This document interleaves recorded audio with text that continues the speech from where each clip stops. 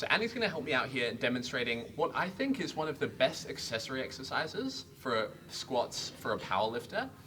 It's an adductor exercise, but we're going to go through some progressions and regressions first. So this is a Copenhagen plank, but it starts with making sure that you're getting a side plank first properly, right? They're an exercise that everyone does, but few people do right. So I'm going to get Annie to pull herself just up into a side plank. We're doing a kneeling version here first. So I'm going to bring her knees slightly behind the body. So just bring it back. Yeah, perfect. Now from here, that's your pretty standard side plank position. What we want to focus on though is the fact that there's no muscles that actually run vertically through the side here. They run diagonally across the front. The best way to make this exercise more effective is to tilt the hips and body forward. So Annie's got her hand across the chest here. That's perfect because it will bring your body forward anyway. From there, you're going to focus on trying to drag the elbow down towards the hips, generating tension through the bottom side of the body there. Cool. Relax. That's your version 1. Now, one of the mistakes that people make with planks and side planks is just trying to do them for longer. It's a really ineffective way to actually progress. What you want to do is you want to increase the intensity. So the same way that you would put more weight on a squat to make it harder, you want to make sure that you're contracting as hard as you can. That's where driving the arm down, squeezing the lats and the abs will become more effective. We're going to go to a second version here. So this is a progression. It's a little bit harder of a side plank, but we're going to make it adductor, so groin dominant now. So Annie's going to straighten her front leg. Yeah, top leg here. Cool. Now, making sure that she's only loading the knee, so foot still stays behind her. She's going to pull her hips up, drive into that position. Yep, so Annie's in a really good spot here, slightly tilted forward. Those obliques through the front can now work more effectively. What we're working on here is using abductor, the glute med here, to push this leg into the ground. This top leg, however, is now using the groin to drive the foot down into the ground. This is already going to be quite a bit harder. Tilt hips forward slightly and come down. Cool. A little bit harder? A little bit harder. Cool. All right, so they're actually pretty tough exercises anyway. I call those a modified Copenhagen plank because I do like using that bottom leg to assist the movement. Once you get really good at that, you can go to the next progression. So Annie now is going to pop her top leg up on the chair, up on the bench. Yep. Bottom leg's going to be straight as well. So I want you to drive that one out. Yep. Now this is a hard exercise. When you're ready. All right, so now, still loading those obliques. We're using the glute muscles here to drive this leg into the ground. And we're going to try and square up hips a little bit. So now we've got groin here, driving down into the bench as well. And stop there. Cool. So those are a few progressions to build up to the Copenhagen plank. Once you're really good at that, and once Annie could hold that position for about 30 to 60 seconds, we would look at taking away the bottom leg so that she's just holding herself there with the top leg. Okay. The adductors play a really important role in a lot of movements, and they're really underrated for athletic development and long-term health. Everyone wants to focus on, slapping on a booty band and doing lots of leg flaps, but no one's thinking about the internal rotation of the hip. And training one without the other will lead you to either injury or just not realize your full potential. The other reason that it's important is because your adductor magnus, one of the adductors of one of your groin muscles, is a really strong hip extensor below 90 degrees. So if I'm coming down a squat, when I come up through the top of the squat position there, I'm coming up through the bottom, your groin plays a really big role in that. Beautiful.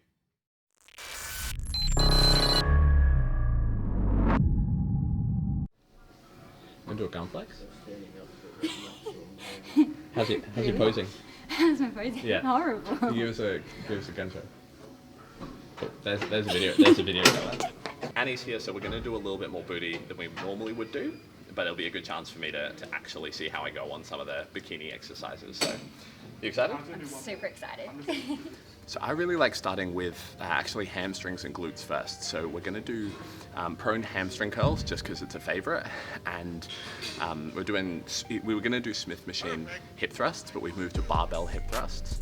We're going to do pyramids, so starting off a little bit lighter, 15-20 reps for a few sets, and then as we build the weight up, we're going to drop the reps down until we get to pretty much 2 hard working sets. So it might take us 4 or 5 sets to get there, but basically a way of warming up without wasting a lot of time.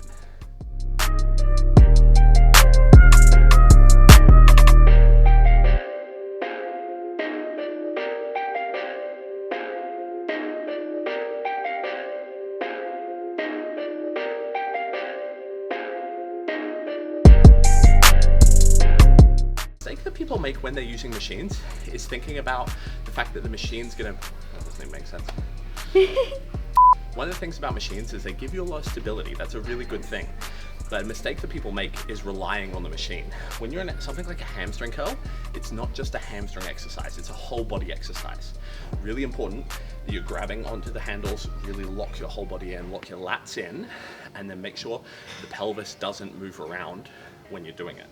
Really important that you're using the machine to get more tension into the whole body to let you use the muscle you're trying to isolate. So Annie's doing hamstring curls here. She's in a really good position, but if you look closely, you can see the hips moving as the weight comes up. It's not a bad thing, but what we're gonna get her to do is at the bottom of this rep, she's gonna pause. Right here, she's gonna work on tucking the hips under. The abs and the rib cage here are gonna shorten down. So hips come under a little bit, abs lock in here. I actually like a bit of a gap under the stomach there. She's gonna brace this position first. So squeeze your lats here, grab the handles, lock yourself in. Really solid position from bottom of the hips to top of the rib cage, lock in, then from there, strong curl from the hamstrings. Good. One more. Abs in here, lock that down. Hold in, then curl. Cool. You might not come up all the way. When you do that properly, you might only come just past 90 degrees. Go again, abs in, lock in. There, that's better. She's getting actually shortening of the hamstrings there. One more, hold in, just where you can, I'll help you out. Up, there, now up a little bit. Tuck the hips under, hold that position. Now slow on the way down, load the hamstrings. Cool. A little bit harder? Yeah. Hold up for me, I'll get you a demo there. The reason that position was a bit harder for Annie is, I'll get you to face this way for a second, and what I want you to do is just bring this foot up behind you, try and touch it to your butt. Okay, you can balance on something if you can, that's fine. Yep, cool. So if she tries to bring this foot up as high as she can, bring the knee forward here, and then bring it up. Right, this is a position that people try and go for when they're doing a hamstring curl. But what we want is we want this bracing of the abs, tuck your hips under. Yep, so this lockdown position in the front of the body. Lock down here, yep. And now bring your knees slightly behind the body, and then curl up. Right, now when we get to this position here, we can see she's only just getting to a 90-degree bend, and she's getting that by poking the butt out. So if we pull your abs in tighter, right there, that's her true flexibility. She's only getting just past 90 degrees. Bring the knee back. And if we go into hip extension, even less than that. If you're doing a hamstring curl and you're trying to contract the hamstrings, focus on hamstrings. Don't worry about trying to get your heel to your butt. Oh. Doing it this way, we're also breaking a few of the key rules of programming. So normally you'd say always start with the biggest movements first. So you would start with a squat or a deadlift. I actually don't think you need to do that all the time. We're gonna isolate muscles a little bit first. Hamstrings and hamstring curl and hip thrust are really big, really strong movements anyway. So we're gonna get those out of the way, and then we'll move into some squats after that.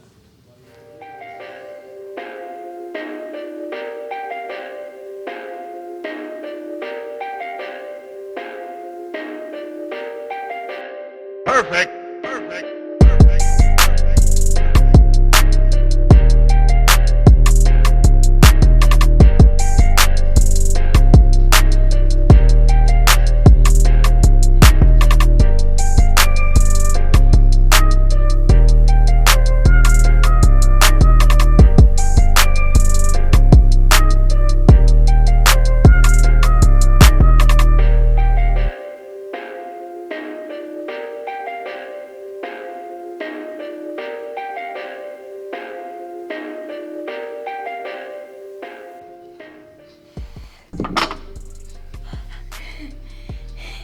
about right?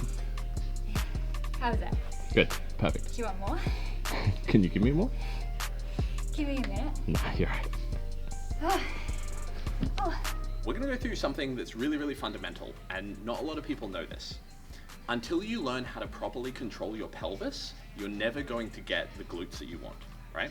So learning how an anterior and a posterior tilt work, and actually how to maintain those positions, is going to be the first step, or should be the first step, in all of your glute training. Doesn't matter if you put a little band on and fucking wave your legs around. Doesn't matter how heavy you hip thrust with bad form. Until you learn fundamental pelvis control, you're never going to do it. Something like Pilates is really, really good for that. So Annie's going to stand facing the mirror for me, and she's going to go first into an anterior tilt. Yeah. Perfect. Cool. So what we've got there is, can you pop your hands out in front for me? Anterior tilt is this duck butt, right? It's famously all of the Instagram models, that position, right? Now from there, she's going to go into a posterior tilt. Cool. Now that's not bad, but it's also not great. Okay? Posterior tilt. She's going to pop her hand on this bony point at the front here. Yep, perfect. And you should be able to feel the spot at the back of the hip there as well. Okay? You want to hold hips to tilt underneath. That's better. Good. Now that's perfect. If she tries to get any more than that, we're going to see the legs starting to bend. So try and go more. Hips all the way under. Cool. Now we start to see the upper body and lower body moving a little bit, but Annie did a really good job there to control for that. So go in anterior tilt, so poke your butt out as far as you can. Yep. Now it's starting to happen from the hips, and go the other way. Posterior tilt, all the way under. Good. Now until you can hold that, now straighten the knees a little bit. Until you can hold that and then contract hard on the glutes. So don't think about pushing hips forward. Think about the top and bottom position of the glutes pulling down towards each other. Now until you can get that position and hold it under load in a hip bridge or a hip thrust position, you're never going to get the glute development that you want.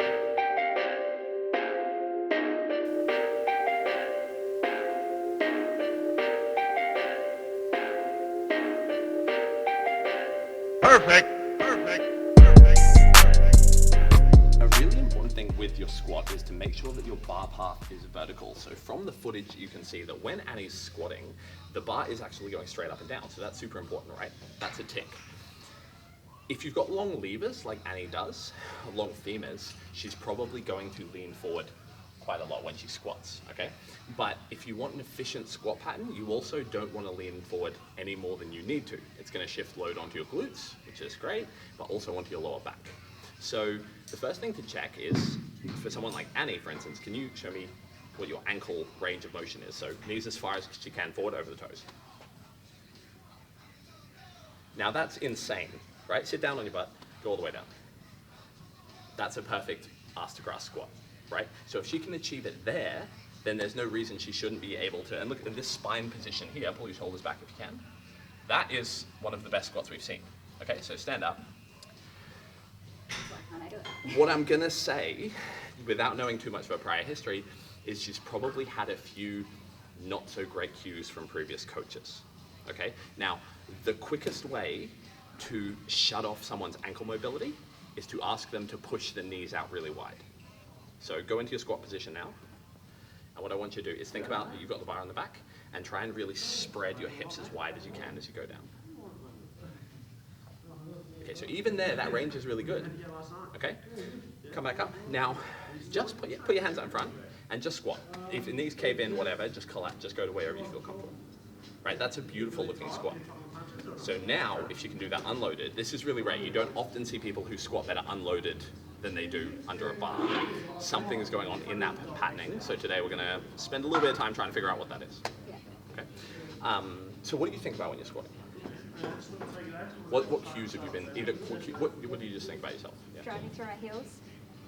Cool, that's your problem. Okay.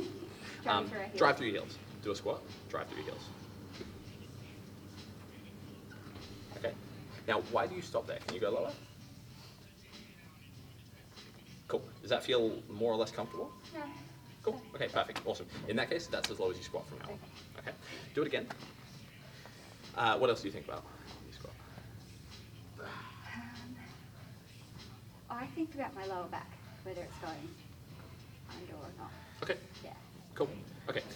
you're not going to worry about that anymore. What you're going to do, pop your hands out front or pretend you've got a bar in the back. Okay, what I want you to do is, again, close that rib cage down slightly there, abs in. So abs, the whole TA that runs around the outside is going to pull in towards your spine.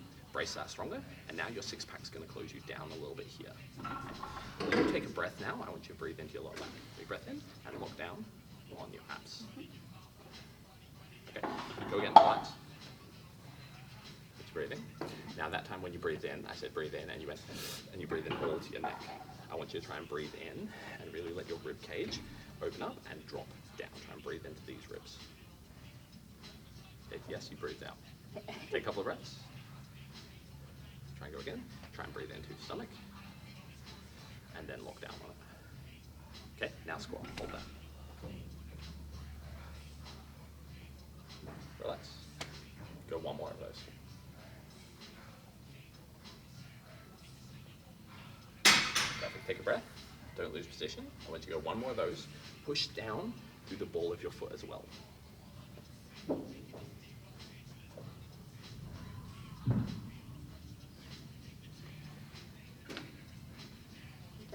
Way better. Cool. How'd they feel? Good. Cool. Good. That position's great. Keep whole abs in. Keep whole spine a little bit more vertical if you can. That's great. Go a couple more there. For you. Your call. Go a little bit slower. Let the knees come forward. That's better. Good. Brace the abs. Okay, start the movement, bring your eyes down slightly, look at the corner of the floor or the bottom of the mirror. Yeah.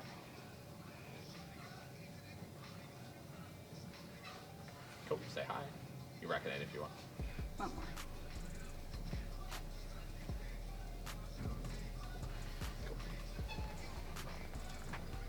You want it?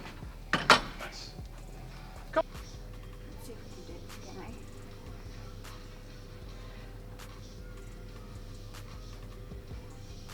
Cool. Perfect. That's not much better. Slow it down a little bit, to the bottom especially. Cool. All of a sudden it's got too fucking deep. Cool. Try and keep the spine up, a whole spine. So don't think about the chest coming, lifting the chest is a horrible cue. If you haven't heard that, don't do it. But what you're holding abs there, that's perfect. From the base of the hips there, see if you can keep the whole spine vertical.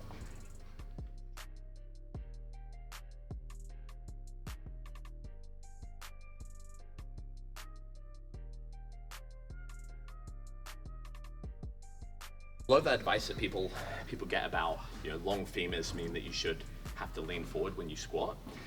Doesn't really apply if you've got the ankle range for it. So we'll give you a try in that high bar position because you've got so much ankle range that realistically it shouldn't be a limiting factor. It shouldn't really be a biomechanical factor to the point that you have to then kind of change your body position. So yeah, for me, I mean, I'm sure if I spent more time working on my ankle range, I could potentially have a better high bar squat. But studies have shown that high bar and low bar are pretty much the same when volumes equated anyway, and I feel way better in low bar, so just gonna put some lifting heels on and do some low bar.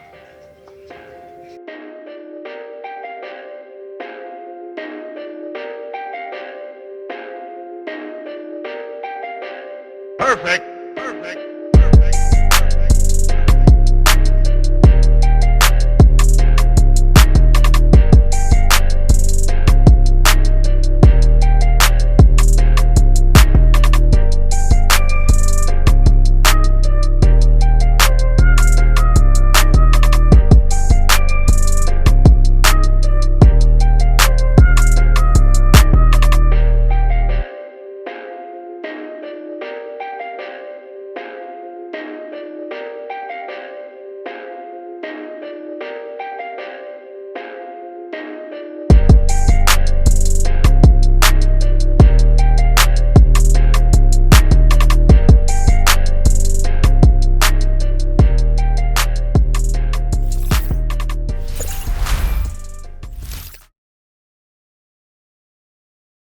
Step back for me.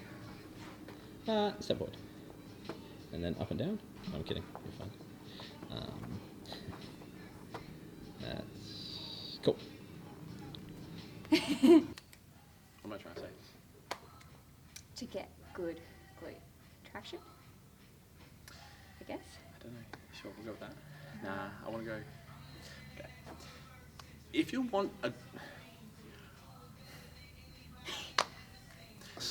Focus on hamstrings. Don't worry about trying to get your heel to your butt. Oh.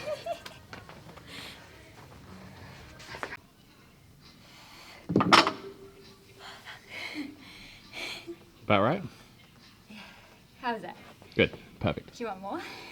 Can you give me more? Give me a minute. Nah, you're right. Oh. Oh.